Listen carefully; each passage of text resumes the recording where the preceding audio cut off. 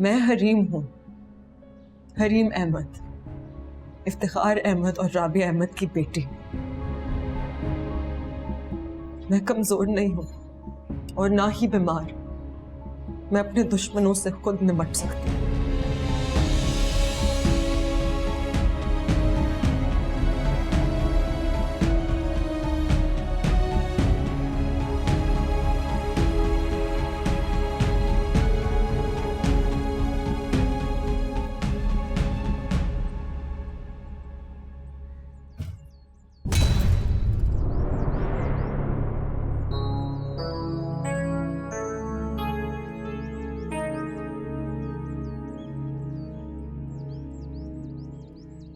आप?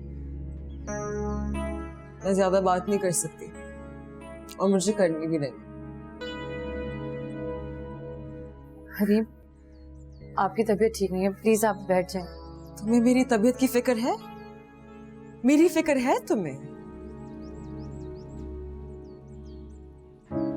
मैं जानती हूँ आप मुझसे नाराज है, लेकिन एक बार मेरी बात। उससे जितने झूठ बोले गए, जितने धोखे दिए गए, वो सब खुल चुके हैं मुझ पर। और तुम्हें पता है मुझे सबसे ज्यादा दुख किस बात पर हुआ?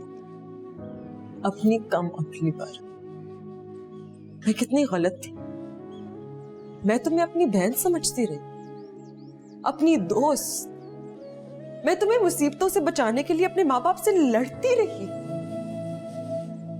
और बदले में तुमने क्या किया मेरे साथ? मैं जानती हूँ मैंने गलत किया है, मगर मेरा यकीन करें, मैं आपसे झूठ नहीं बोलना चाहती। रुक जाओ, मेरे पास मत आना। तुम जामिन से शादी नहीं करना चाहती थी, लेकिन कर ली। मुझसे झूठ नहीं बोलना चाहती थी, पर बोलती रही। लेकिन मैं तुम्हारी तरह मुनाफिक और दोगली नहीं। इसीलिए मैं एक ही बार कहूं, और तुम्हें एक ही बार में मेरी बात सुनना और समझना। जामिन अब मेरा शोहर है, और वो सिर्फ मेरा शोहर नहीं, मेरी बचपन की मोहब्बत है। उसे मैं किसी के साथ शेयर नहीं कर सकती, किसी के साथ भी नहीं। इसलिए तुम अपनी शक्ल लेके यहां से दफा हो जाओ। मुझे मेरी सफाई में एक बात। तुम जहां भी जाओगी, तलाक के पेपर्स वहां पहुंच जाएंगे।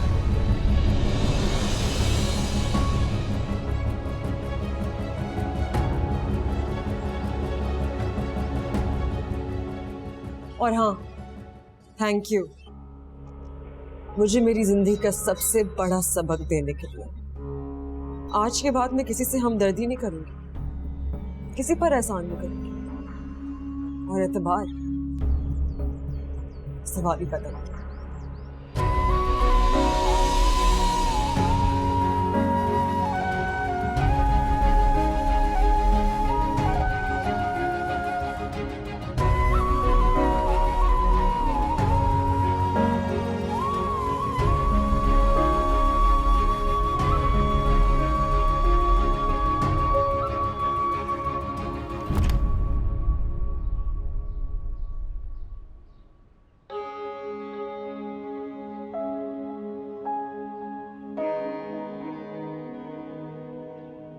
मेरा नाम क्या है? क्या नाम? क्या वो भी याद नहीं? क्या हो गया रीम, कैसी बातें? शुक्र, नाम तो याद है। तुम मुझसे मोहब्बत करते हो? रुक जाओ, जवाब मत देना। कि अगर तुमने हाँ कह दी, मैं तो बाहर नहीं कर पाऊंगी। सॉरी, मुझसे गलती हो गई। आइंदा मैं तुमसे ऐसा कोई सवाल नहीं पूछूंगी।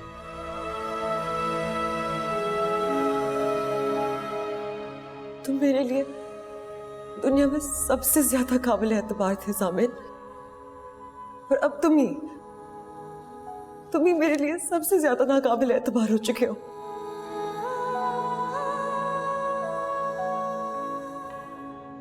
सॉरी,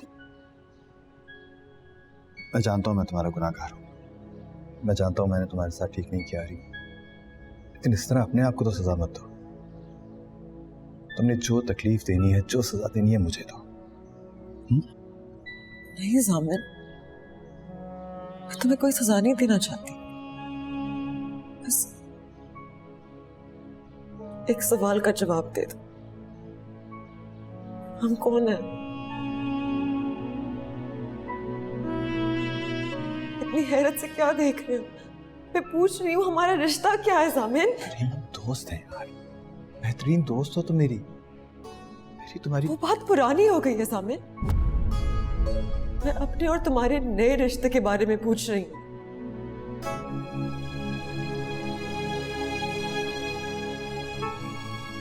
जिससे छुप के निकाह किया था, उसे बीवी कहते हुए शर्म नहीं आती, लेकिन जो सबके सामने तुम्हारी बीवी बनी, उसे बीवी कहते हुए इतना मुश्किल लग रहा है तुम्हें जामिन?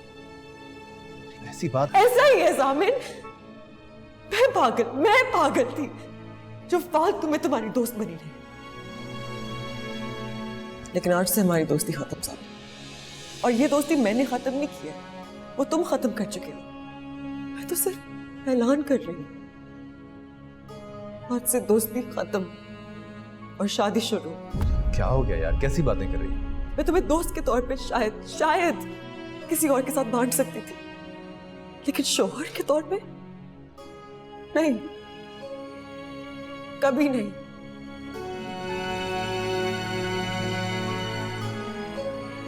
सहर को इस घर से जाना होगा जामिन, और तुम्हें उसे तलाक देनी होगी।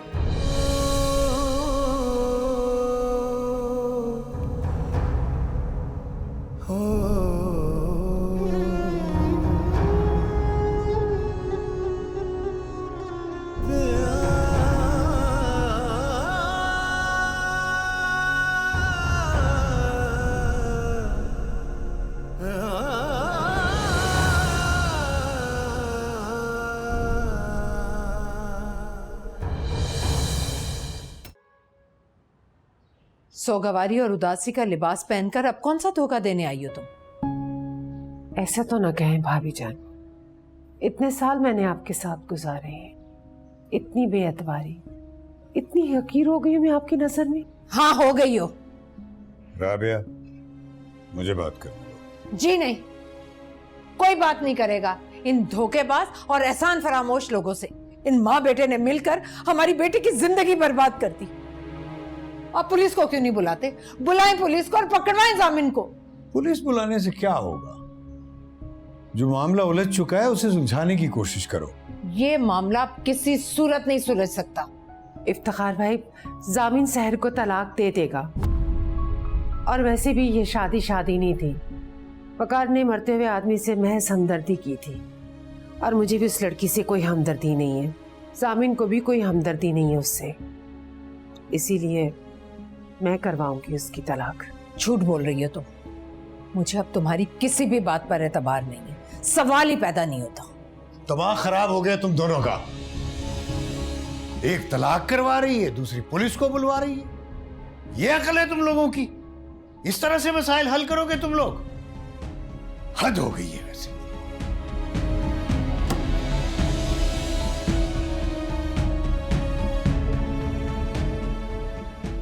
मुझे आपसे बात करनी है ताजा। मैं जानता हूं फरीम से बहुत मोहब्बत करते हैं ताजा, और उसको तकलीफ देने वाले को आप कभी माफ नहीं करेंगे।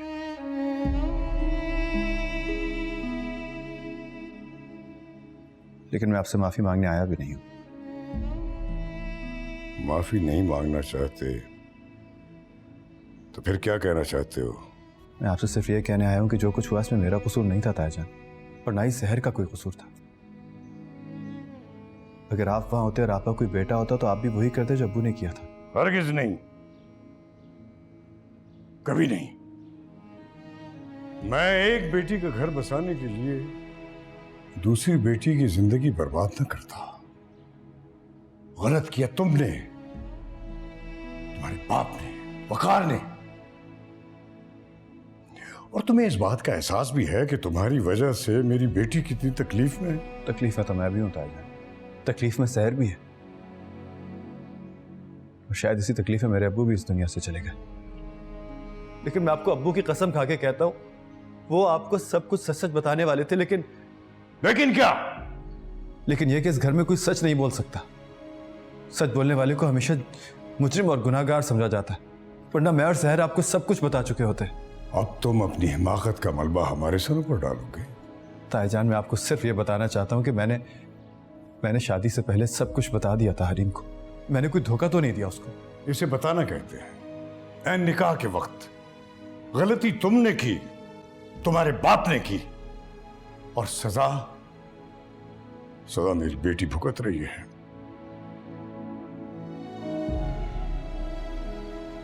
तुम्हारी मां तो सहर को तलाक दिलवाना चाहती है। तलाक? ये कैसे हो सकता है? ताईजान, ये नहीं होना चाहिए। तुम मुझे हुक्म दे रहे हो? मैं सिर्फ आप ही की बात दोहरा रहा हूं ताईजान। अभी तो आपने कहा था कि आप एक बेटी का घर बसाने के लिए दूसरी का बर्बाद नहीं कर सकते। सहर आपके सगे भाई की बेटी है, आपके मरहूम भाई की बेटी। हमारे अलावा उसका इस दुनिया में कोई भी नहीं है ताईजान। मैं उस पर इतना बड़ा जुल्म नहीं कर सकता। लेकिन जब तक वो इस घर में रहे, वो इस घर में रहे या ना रहे,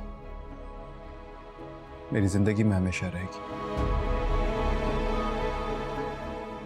और अगर वो मेरी जिंदगी में ना रही तो मैं मरने के बाद अब्बू और एजाज चचा को कैसे फेस करूंगा ताईजान? आप भी नहीं कर पाएंगे। बताइए, कर पाएंगे आप?